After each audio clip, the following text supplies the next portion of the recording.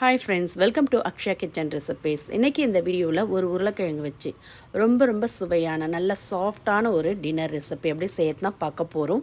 இப்போ அதை செய்யறதுக்கு மீடியம் சைஸில் ஒரு உருளைக்கிழங்கு எடுத்திருக்கேன். இதோட எடை 150 கிராம் அளவு இருக்கும். இப்போ இது மேல் தோலை எல்லாத்தையும் சீவி எடுத்துடலாம். இது மாதிரி நல்லா மேல் தோலை சீவி எடுத்துட்டு இதை அப்படியே கிரேட்டரில் துருவி தண்ணியில் சேர்த்துக்கலாம். பாருங்கள், இது மாதிரி தோல் சீவி எடுத்துட்டு கிரேட்டரில் துருவி தண்ணியில் சேர்த்துக்கங்க. அப்போ தான் கருத்து போகாமல் இருக்கும். இது மாதிரி ஒரு உருளைக்கிழங்கு எல்லாத்தையுமே துருவி சேர்த்துட்டு இது நல்லா 2 முறை அலசி தண்ணி நல்லா ஒட்ட வடிய விட்டு பிழிஞ்சு எடுத்து ஒரு பவுலில் எடுத்து வச்சுக்கோங்க. பிறகு சேர்த்துக்கலாம். அப்படியே இருக்கட்டும். இப்போ இதோடு சேர்க்கறதுக்கு சின்ன மிக்சர் ஜாரில் 1 கப் அளவுக்கு அவல், சிகப்பவல், வெள்ளவல், எந்த அவல் வேண்டாலும் நீங்கள் எடுத்துக்கலாம். அதை அப்படியே மிக்சர் ஜாரில் சேர்த்துட்டு நல்லா நைஸாக ஃபைன் பவுடரை அரைச்சி எடுத்துகிட்டு வந்துடலாம். பாருங்கள், இந்த அளவுக்கு நல்லா ஃபைன் பவுடரை அரைச்சி எடுத்து வச்சுக்கோங்க. அப்படியே இதுவும் இருக்கட்டும். இப்போ இதை செய்யறதுக்கு ஒரு வானலை சூடு பண்ணியிருக்கேன். அதில் 1 டேபிள் ஸ்பூன் அளவு எண்ணெய் ஊற்றிக்கலாம். எண்ணெய் சூடானதும் 1/2 டீஸ்பூன் ஜீரகம் சேர்த்துக்கலாம். ஜீரகம் நல்லா பொரிஞ்சதும் இதோட 1 டீஸ்பூன் சில்லி ஃப்ளக்ஸ், கூடவே 1/2 டீஸ்பூன் இஞ்சி பூண்டு விழுது சேர்த்து நல்லா வதக்கிக்கலாம். இது மாதிரி பச்சை வாசனை போகிற அளவுக்கு வதக்கிட்டு இதோட 1 கப் அளவுக்கு தண்ணி ஊற்றிக்கலாம். நம்ம 1 கப் அவல் எடுத்தோம், அதே கப்பால் 1 கப் அளவுக்கு தண்ணி ஊற்றிக்கங்க.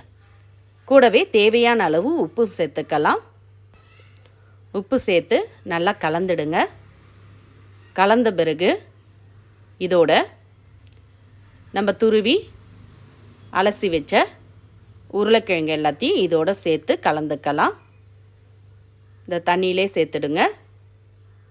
சேர்த்து கலந்துட்டு இதை அப்படியே 1லேருந்து 2 நிமிஷம் வேக விடுங்க.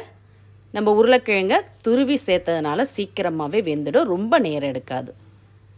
அப்படியே அடுப்பை மீடியம் ஃப்ளேமில் வச்சு ஒரு 2 நிமிஷம் கொதிக்க விடுங்க. கொதிக்கட்டும்.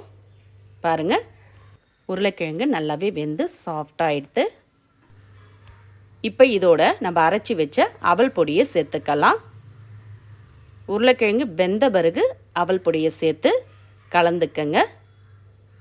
இப்போ தண்ணி எல்லாத்தையும் உறிஞ்சி நல்லா திக்காக வெந்து வரும். இது மாதிரி நல்லா திக்காக மாவு பதத்துக்கு வந்ததும்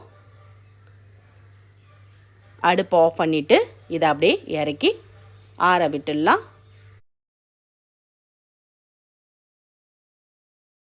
இது ஓரளவுக்கு லைட்டாக ஆறட்டும். ஆறினதும் இன்னும் கொஞ்சம் திக்காக எடுத்து பாருங்கள். ரொம்பவும் ஆறிடாமல் கை பொறுக்கிற சூடு இருக்கணும். இந்த அளவுக்கு வெதுவெதுப்பான சூட்டில் எல்லாத்தையும் ஒன்று சேர்த்து பிசைஞ்சிக்கலாம். இது கூடவே 1/2 கப் அளவுக்கு கோதுமை மாவு, 1 கப் அவல் எடுத்தோம்ல அதே கப்பில் 1/2 கப் அளவுக்கு கோதுமை மாவு சேர்த்து நல்லா கலந்து விட்டு பிசைஞ்சிக்கலாம்.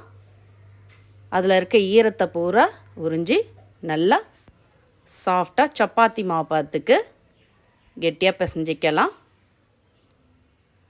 பாருங்கள், இது மாதிரி நல்லா எல்லாத்தையும் ஒன்று சேர்த்து நல்லா சாஃப்டாக பிசைஞ்சிக்கங்க. இந்த அளவுக்கு பிசைஞ்சிட்டு இப்போ பிசைஞ்ச மாவுலேருந்து சப்பாத்திக்கு உருண்டை எடுப்போம்ல அந்த சைஸுக்கு உருண்டை எடுத்துக்கலாம். இது மாதிரி எல்லாத்தையுமே உருண்டைகளாக உருட்டி எடுத்து வச்சுக்கோங்க. திரட்ட ரொம்ப ஈஸியாக இருக்கும். இப்போ இதை நல்லா கோதுமை மாவில் பெரட்டி எடுத்து திரட்டுற மனையில் வச்சு திரட்டிக்கலாம். நல்லா கோதுமை மாவில் பெரட்டி எடுத்து வச்சு திரட்டுங்க. அப்போ தான் திரட்ட ரொம்ப ஈஸியாக இருக்கும். இப்போ குழவி எடுத்து வச்சு திரட்டிக்கலாம். ஓரங்கள் வெடிப்பாக இருந்தால் பரவாயில்லைங்க. நம்ம இதை ரவுண்ட் ஷேப்புக்கு கட் பண்ணி எடுத்துக்கலாம். இது மாதிரி ரொம்ப மெலிசாக இல்லாமல் சப்பாத்திக்கு திரட்டுவோம்ல அந்த திக்னஸ்க்கு திரட்டிக்கங்க. இப்போ இதை கட் பண்ணுறதுக்கு இது மாதிரி டப்பா மேல் மூடி இருந்ததுன்னா அதால் கட் பண்ணி எடுத்துக்கங்க. எல்லாமே ஒரே ஷேப்பில் நல்லா ரவுண்டாக கிடைக்கும். பாருங்கள், நல்லா ரவுண்டாக கட் பண்ணியாச்சு. இப்போ எக்ஸ்ட்ரா இருக்க மாவை எடுத்து திரும்ப அதையும் உருண்டையாக உருட்டி திரட்டி கட் பண்ணிக்கலாம். இது மாதிரி எடுத்துருங்க. எடுத்து மாவோடு சேர்த்து திரும்ப உருண்டையாக உருட்டி திரட்டிக்கலாம். பாருங்கள், நல்லா ரவுண்டாக சப்பாத்தி போலே வந்திருக்கு. இப்போ இதை அப்படியே எடுத்து தவாவில் போட்டு சுட்டு எடுத்துக்கலாம். அதுக்கு நான் தவாவை சூடு பண்ணியிருக்கேன். அதில் போட்டு ஒரு சைடு வெந்த பிறகு திருப்பி போட்டுக்கங்க.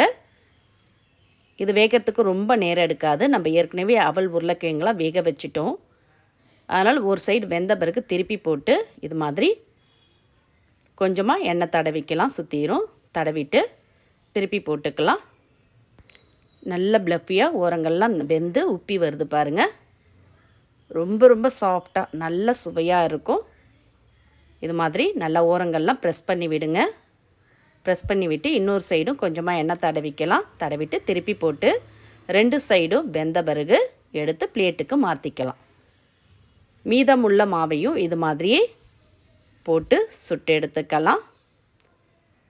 பாருங்கள், நல்ல சாஃப்டான மிருதுவான ஆலு பரோட்டா ரெடி.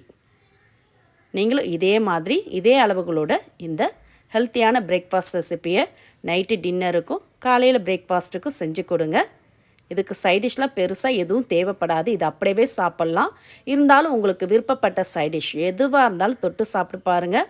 ரொம்ப அருமையாக சூப்பராக இருக்கும். எந்த அளவுக்கு சாஃப்டாக இருக்குது பாருங்கள். சாப்பிடவும் ரொம்ப சுவையாக இருக்கும். இதே மாதிரி நீங்களும் செய்து பார்த்துட்டு உங்களோட கருத்துக்களை கமெண்டில் தெரிவிங்க.